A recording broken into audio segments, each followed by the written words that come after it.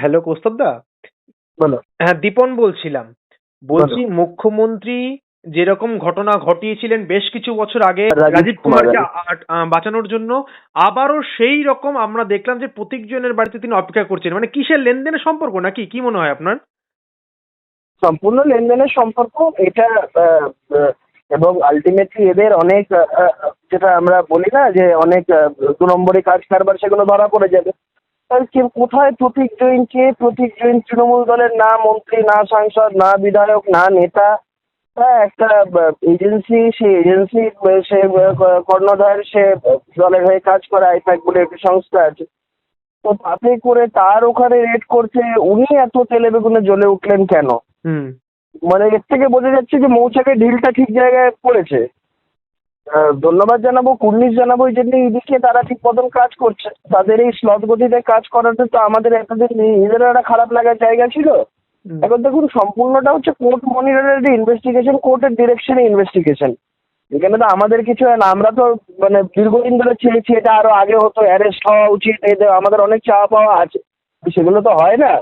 হুম। কিন্তু আজকে যখন হচ্ছে, ভাল লাগছে দেখে যে আলটিমেটলি এই তদন্তগুলো হচ্ছে। তদন্ত হওয়ার ফলে কিন্তু এখন সব থেকে বড় বিষয় যেটা, সেটা রাজ্যের একজন মুখ্যমন্ত্রী সাংবিধানিক একটা পদে থেকে সংবিধানের নামে শপথ নিয়ে তিনি গোটা ইনভেস্টিগেশন প্রসেসটাকে হ্যাম্পার করছেন, ইন্টারফেয়ার করছেন, এভিডেন্স ট্যাম্পার করার চেষ্টা করছেন। ডাইরেক্টলি সিবিআই মানে পৌঁছানোর আগে থেকে কাগজপত্র, ফাইলপত্র সরিয়ে দিচ্ছেন। একটা ভয়ঙ্কর বাজে রকমের কাজ করছেন। প্রতিজনের বাড়ি থেকে ঢুকে একটা কি নিয়ে বেরিয়ে গেলেন, ল্যাপটপ না কি নিয়ে, হার্ড ডিস্ক, ল্যাপটপ এসব নিয়ে বেরিয়ে যাচ্ছেন। হুম। তো এটা তো ইন্টারফিয়ারেন্স উইথ ইনভেস্টিগেশন। এবং এই এভিডেন্স ট্যাম্পার করার দায়িত্ব মমতা বন্দ্যোপাধ্যায়কে ইমিডিয়েট আমি বলেছি গ্রেফতার করা উচিত। মমতা বন্দ্যোপাধ্যায়কে ইডির গ্রেপ্তার করা উচিত। That is the need of the hour. সেটা না হলে তো আরো এভিডেন্স ট্যাম্পার্ড হবে। এবং শুনছি যেটা, সেটা হচ্ছে তৃণমূলের একটা অংশ করছে ওই তারা বলছে যে নাকি ইডির বিরুদ্ধে নাকি রাজ্য সরকার মামলা করবে, এফআইআর হবে, ইডি যারা অফিসার তাদেরকে গ্রেপ্তার হবে। এটা হলে তো খুব দুর্ভাগ্যজনক পরিস্থিতি। মানে ভয়ঙ্কর ব্যাপার। এখানে একটা প্রশ্ন উঠছে যে ইডি যখন এরকম তদন্ত করতে গিয়েছে এবং তথ্য খুঁটিনাটি সেটা সংগ্রহ করতে গিয়েছে, সেখানে মুখ্যমন্ত্রী খবর পাওয়ার পরে যখন তিনি সেখানে ছুটে গেলেন, তারপরে কি করে ইডির কাছ থেকে সে তো নথিপত্র ছিনি না? এখানে তো ইডিরও একটা কোথাও গিয়ে গাফিলতি আছে বলে মনে করছেন কি? না না, যদি কিছু না করে ইডি, তাহলে তো অনেক প্রশ্ন উঠবে। ইডির কার্যপদ্ধতি নিয়ে প্রশ্ন উঠে যাবে। তো যাই হোক, আমি তো ইডির ব্যাপারে বলার কেউ না, তবে এটা মেনে নেওয়া যায় না। তো সেটা মুখ্যমন্ত্রী, সে রাজ্যের মুখ্যমন্ত্রী বলে সে এতটাই ইমিউন, তো সে তাকে ছেড়ে দেওয়া হবে? এটা হয় নাকি? এটা যদি দৃষ্টান্ত না করতে পারে, তাহলে এবার থেকে ইডি যেখানে রেড করবে, সিবিআই যেখানে রেড করবে, লোকজন চলে যাবে, কি বলবে আমার ল্যাপটপ চাই, আমার হার্ড ডিস্ক চাই, ঢুকে পড়বে সেই জায়গাতে। না, ছেড়ে গেলার জায়গা তৈরি হয়ে যাবে। ইডি একটা তদন্ত করছে, কেন করছে, কি বৃত্তান্ত করেছে তারা বলতে পারবে। তারা হয়তো প্রেস রিলিজ যেরকম করে তারা সেরকম করবেও। আমি সেই প্রেস রিলিজটা এখনো পড়ে উঠতে পারিনি।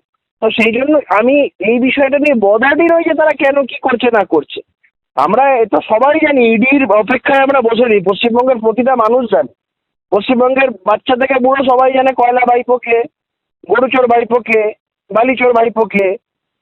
এখানে তৃণমূল নেতাদের নাম করলেই লোকে বলবো কি চোর।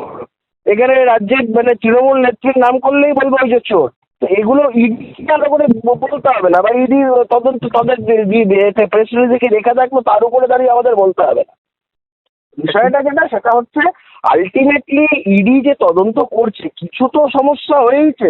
হুম। কাগজপত্র নিয়ে কিছু তো গন্ডগোল আছে, নাহলে মুখ্যমন্ত্রী নিয়ে আগলাচ্ছেন কেন? কিছু তো ব্যাপার আছে।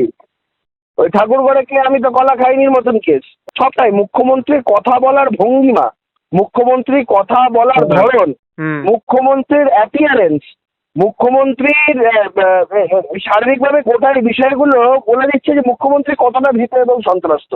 মুখ্যমন্ত্রীকে দেখে তো মনে হচ্ছে যেন ভূত দেখে নিয়েছে।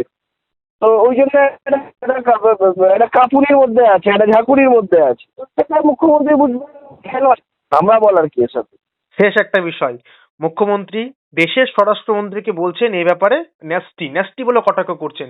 আবারও, মানে একাধিকবার অতীতে দেখেছি, আবারও বলছেন। মানে এটা কি মেনে নেওয়া যায়? দেখো, মানুষের যখন মানে শেষের সময় ঘনিয়ে আসে না, তখন মানুষ অনেক উল্টোপাল্টা কথা বলে। তখন মানুষ দিক বিদিক হারিয়ে ফেলে, তারা চিন্তা শক্তি, ভাবনা সব হারিয়ে ফেলে। হ্যাঁ, এখন দেখো ভাইপো যেমন বলেছে এবারে খেলা হবে না, এবারে পদ্মফুলকে উপরে ফেলা হবে। ইনডাইরেক্টলি একটা থ্রেট দেওয়ার শুরু হয়ে গেছে জায়গায় জায়গায়, যাতে বিজেপির উপরে আক্রমণ হয়।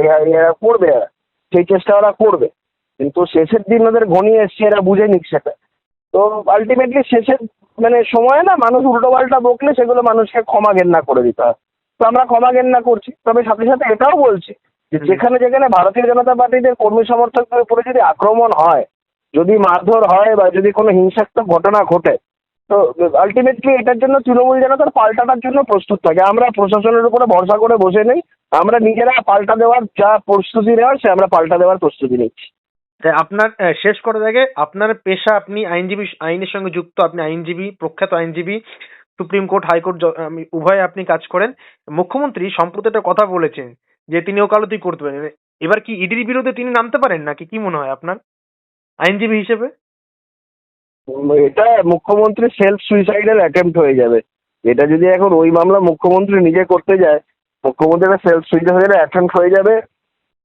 জজেদের ভালো হবে, জজেদের একটা কমিক রিলিফ হবে, জজেদের একটা হাসি ঠাট্টার খোরাক হবে, কিন্তু মুখ্যমন্ত্রী এত বড় মানে নিজের ক্ষতি নিজে করবেন বলে আমার মনে হয় না। প্রস্তাবটা অসংখ্য ধন্যবাদ আজ মেলাকে সময় দেওয়ার জন্য।